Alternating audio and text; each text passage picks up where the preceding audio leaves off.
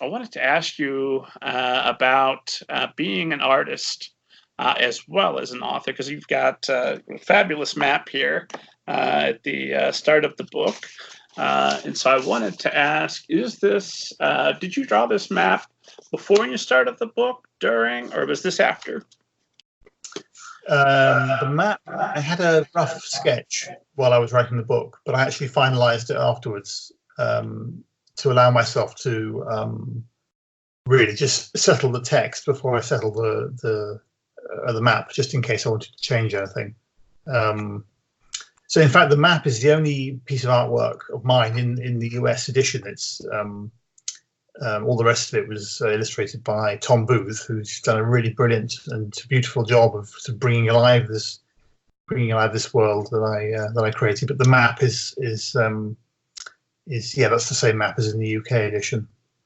But yes, I was changing the map right up to the last minute. Until I was sure the text was right, I was still fiddling with things on the map and trying to decide if I should add more street names or not. And you said you're about midway through book 2 at this point? I've almost finished it. It's pretty much finished, book 2. In fact, I'm starting book 3, which I have to start doing.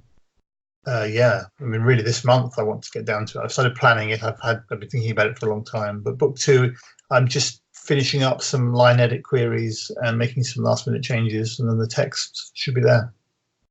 I wanted to ask that just because I was curious if having drawn the map already and published the map, if that's been obnoxious to you, or did you pretty much know how have you locked yourself into anything, or did you know what was going to happen more or less with the sequels before you started on them?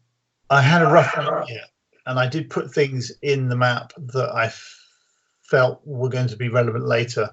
Whether or not that'll quite work out, I'm not quite sure, because the second book has changed quite a lot. And sometimes I felt a little bit locked in, but I think you just have to work with it. You set up your own limitations in a way, but you have to build on it. It's part of the challenge of writing a series rather than standalone. There will be a second map in book 2, a map of the whole bay, because Erie Bay has its own topography that plays into the story of the second book.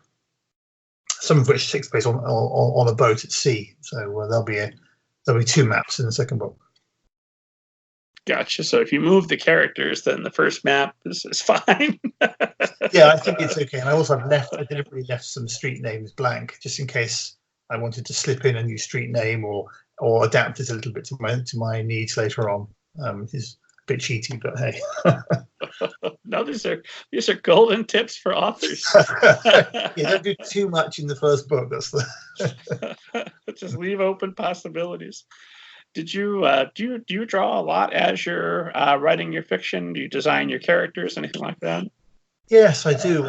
When I'm planning the novel or I'm making notes, I often sketch little things, especially if it's a bit uncertain that I want to get it clear what it looks like in my head. Sometimes I get a very clear image in my head. I do often start with the way things look with an image in my head, but sometimes it's quite hard to get my head around some of the more complicated things. So yeah, my notebooks do have sketches in them.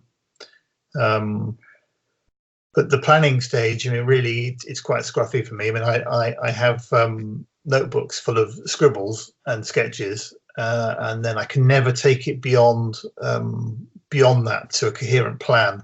I can only really plan about half the book, and then I have to sort of wing the rest. And when I'm doing that, I can't afford to sketch, really. I'm too busy wrangling with the words. But I usually start with drawings, certainly at some level. And you have done comics as well, and you, of course, picture books.